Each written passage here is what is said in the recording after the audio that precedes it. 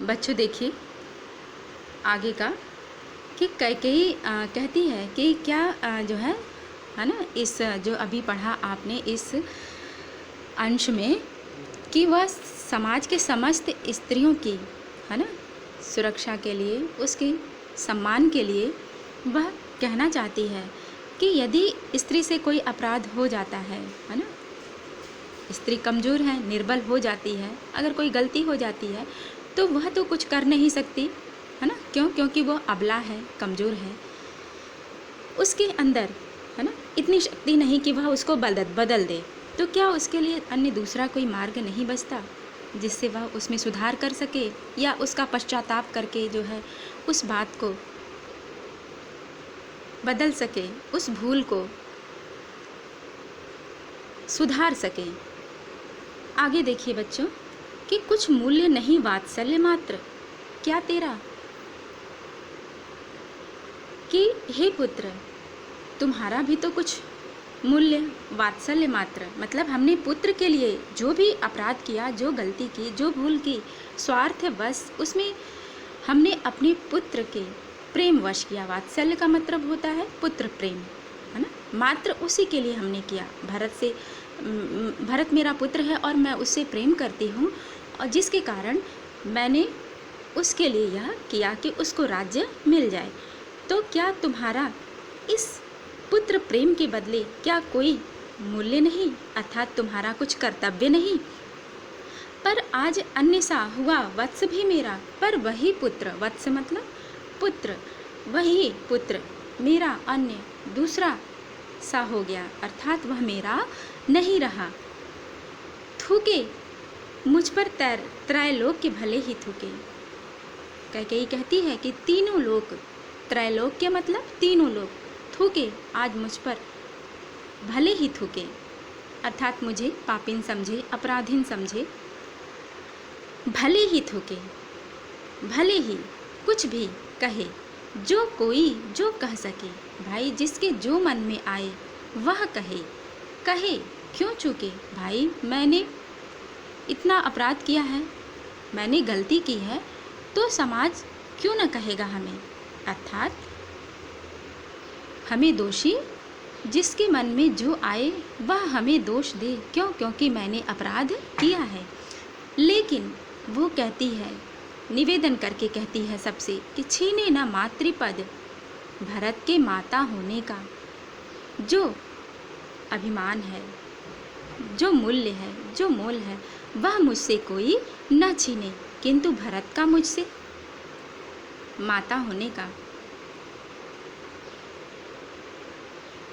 रे राम दुहाई करूं और क्या तुझसे, हे राम तुझसे और मैं क्या दुहाई करूं। दुहाई का मतलब कि मैं अपने, है ना, बातों को सफाई दे करके, जोर देते करके, कि कसम खा करके, दुहाई देना का मतलब कि कसम खा करके कहती हूँ कि मैंने जो कुछ भी किया वह पुत्रवश किया और इसमें भरत का कोई दोष नहीं है। वह बार बार कहती है कि और तुझसे क्या कहूँ, कहते आते थे यही अभी नरदेही। आखिर समाज के लोग, नरदेही का मतलब यह मनुष्य का रूप जो धारण करने वाले ये समाज के जो लोग हैं, अभी तक तो यही कहते आ रहे थे कि माता न कुमाता, पुत्र कुपुत्र भले ही, कि माता कभी कुमाता नहीं होती, पुत्र भले ही कुपुत्र निकल जाए, अर्थात माता कभी भी बुरी नहीं होती, पुत्र ही बुरा होता है। पर अब कहे सभी यह हाय विरुद्ध विधाता। पर कैकेयी कहती है कि हे राम अब तो सब यही कहेंगे, हे विधाता अब तो सब विरुद्ध बात करेंगे। अब यह जो बात समाज में जो यह कहावत थी कि माता कभी बुरी नहीं हो सकती, पुत्र भले ही बुरा हो जाए, पर अब यह कहावत मेरे कर्मों के कारण, मेरे अपराध के कारण अब यह कहावत बदल जाएगी। और वह क्या कहेगा लोग कि हे पुत्र, पुत्र ही रहे कुमाता माता, पुत्र कभी बुरा नहीं हो सकता, पुत्र पुत्र ही, अर्थात पुत्र अच्छा ही पुत्र रहेगा, रहे कुमाता माता, माता भले बुरी हो जाए, है ना। लोग आज मेरे कारण जो है लोग यह कहेंगे कि माता बुरी हो सकती है, हो जाएगी, लेकिन भले ही हो जाएगी, पर पुत्र कभी भी बुरा नहीं हो सकता। बस मैंने इसका बाह्य मात्र ही देखा। हे राम, मैं क्या करूं, मैंने इसका केवल बाह्य स्वरूप ही देखा, है ना। दृढ़ हृदय न देखा, इसका मजबूत, दृढ़ का मतलब मजबूत हृदय, विशाल हृदय हमने इसका न देखा, देखने का प्रयत्न नहीं किया। मेरा पुत्र ही हो करके मैंने अपने पुत्र को नहीं समझा। मृदुल गात्र ही देखा, बस इसका कोमल, मृदुल का मतलब कोमल, गात्र मतलब शरीर, कोमल शरीर ही इसका हमने देखा।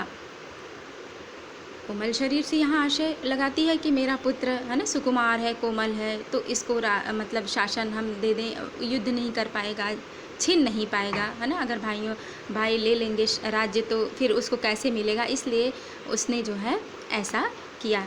इस कारण ही तो है आज यह बाधा, है ना। परमार्थ न देखा हमने, पूर्ण स्वार्थ ही साधा।